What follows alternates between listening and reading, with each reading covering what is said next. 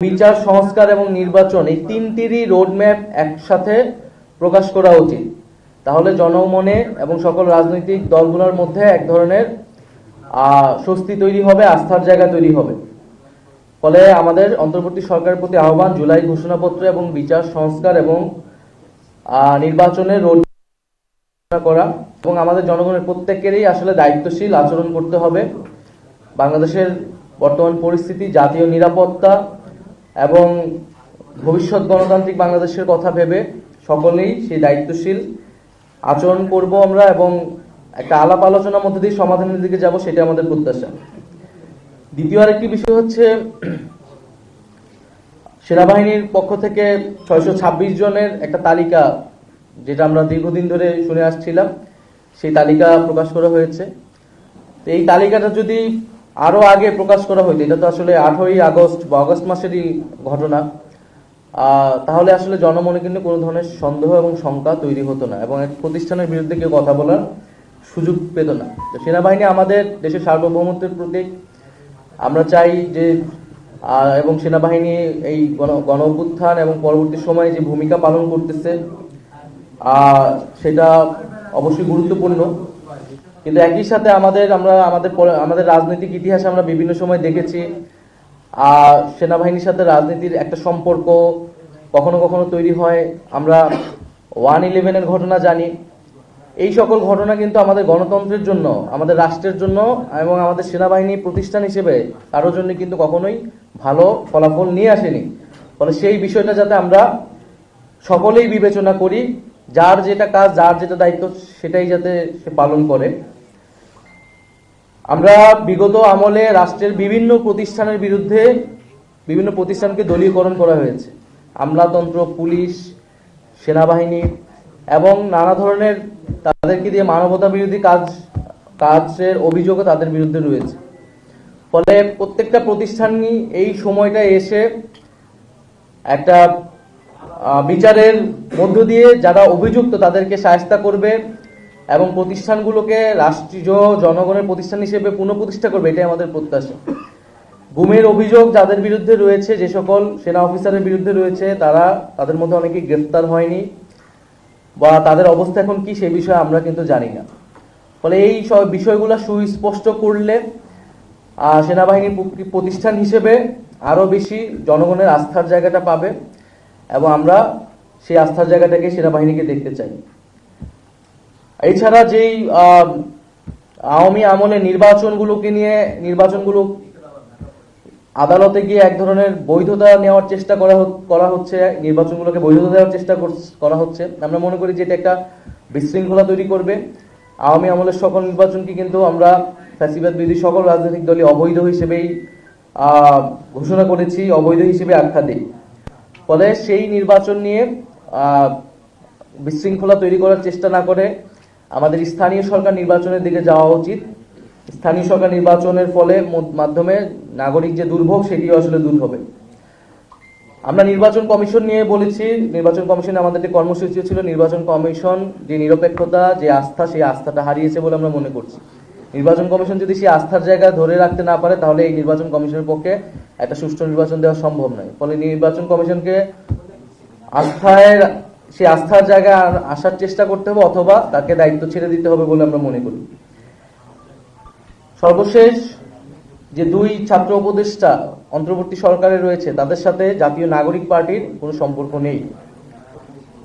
তারা গণ অভ্যুত্থানের প্রেক্ষিতে গণ অভ্যুত্থানের প্রতিনিধি হিসেবেই সেই সময় সরকারে গিয়েছিলেন। আমিও তাদের মধ্যে সেই সময় একজন ছিলাম। তারা যদি রাজনীতি করতে চায়, নির্বাচন করতে চায়, তাহলে তারা সরকারের থেকে সেটা পারবে না। তখন তারা সরকার থেকে বের হয়ে তাদের মতো সিদ্ধান্ত নেবে। কিন্তু তাদেরকে জাতীয় নাগরিক পার্টির সাথে সংযুক্ত করে এক ধরনের অপপ্রচার এবং তাদেরকে হেয় করার চেষ্টা করা হচ্ছে। আমরা বলবো যে এটি খুবই উদ্দেশ্যমূলক। গণ অভ্যুত্থানের প্রতিনিধি আকারে তারা গিয়েছে। আমাদের শহীদ পরিবার এবং আহতদের পুনর্বাসন, বিচার, আমাদের প্রত্যাশা যে গণ অভ্যুত্থানের আকাঙ্ক্ষার ভিত্তিতে সরকার গণ অভ্যুত্থানের বৈধতা, সেই আকাঙ্ক্ষাগুলো বাস্তবায়নে ছাত্র উপদেষ্টা সহ সকল উপদেষ্টা একত্রে কাজ করবে। ফলে দুইজন ছাত্র উপদেষ্টাকে জাতীয় নাগরিক পার্টির সাথে সংযুক্ত করে যে অপপ্রচার, আমরা তার নিন্দা এবং প্রতিবাদ জানাচ্ছি। তো সামগ্রিক বিষয়ে কয়েকটা বিষয় আমাদের আজকে আলোচনা ছিল, আমাদের মনে হয়েছে যে আমাদের স্পষ্ট করা প্রয়োজন জাতির সামনে। গতকাল আমি একটা ফেসবুক পোস্ট দিয়েছিলাম, সেখানেও কিন্তু আমি স্পষ্ট করেছি, বাংলাদেশকে বারবার অনৈক্যের দিকে, বিভাজিত করার দিকে ঠেলে দিয়েছে আমাদের প্রতিবেশী রাষ্ট্র এবং নানা ধরনের বাংলাদেশ বিরোধী শক্তি। যাতে বাংলাদেশ শক্তিশালী রাষ্ট্র হিসেবে গড়ে উঠতে না পারে, এ কারণে বাংলাদেশকে কখনোই ঐক্যবদ্ধ হতে দেওয়া হয়নি এবং 5ই আগস্টের পরেও সেই চেষ্টা অব্যাহত রয়েছে। আমরা দেখছি যে ভারতীয় মিডিয়ায় নানা ধরনের প্রচারণা চলছে, বাংলাদেশকে নিয়ে নানা ধরনের সেখানে অপপ্রচার চলছে। আওয়ামী লীগ নানা ধরনের অপপ্রচার করছে, ফলে বাংলাদেশের এই অনৈক্যের পিছে আমি মনে করি যে মূলত রয়েছে আওয়ামী লীগ, কারণ আওয়ামী লীগ চায় না যে এই ঐক্য থাকুক। ফলে বাংলাদেশকে ফ্যাসিবাদ মুক্ত রাখতে হলে আমাদের সেই ঐক্যের জায়গাটা সবসময় ধরে রাখতে হবে। জাতীয় নাগরিক পার্টি তার জায়গা থেকে সবসময় দায়িত্বশীল ভূমিকা পালন করেছে, আচরণ করেছে, ভবিষ্যতেও করবে। এটা এককভাবে জাতীয় নাগরিক পার্টির উপরে দায় চাপালে হবে না। জাতীয় নাগরিক পার্টি তার যেটা প্রত্যাশা, জনগণের যেটা আকাঙ্ক্ষা বলে সে মনে করে, সেই কথা বারবার ব্যক্ত করে গিয়েছে যে আমরা একটা নতুন সংবিধান চাই, সেটার জন্য গণপরিষদ নির্বাচন চাই, আমরা মৌলিক সংস্কারের জন্য জুলাই সনদ চাই, আমরা বিচার চাই। কিন্তু বিএনপি সবসময় নির্বাচনের কথা বলে গিয়েছে, একটা জাতীয় নির্বাচনই, কিন্তু শুধু একটা জাতীয় নির্বাচনই এই গণঅভ্যুত্থানের পরে আমাদের একমাত্র আকাঙ্ক্ষা না। এটা আমাদের অন্যতম আকাঙ্ক্ষা, ভোটাধিকার প্রতিষ্ঠা, কিন্তু একমাত্র আকাঙ্ক্ষা না। তো রাজনৈতিক মতামত, ভিন্ন মত, আদর্শ কিন্তু আমাদের থাকতেই পারে, কিন্তু দেশের স্বার্থে, আমাদের জনগণের সাথে আমাদের সব জায়গায় ঐক্যের জায়গায় যেতে হবে। আমরা এটা বিশ্বাস করি এবং আমরা সেই জন্য যে কোনো সময়ের জন্য আলোচনার জন্য আমরা প্রস্তুত। বিচার, সংস্কার এবং নির্বাচন, এই তিনটিরই রোডম্যাপ একসাথে প্রকাশ করা উচিত।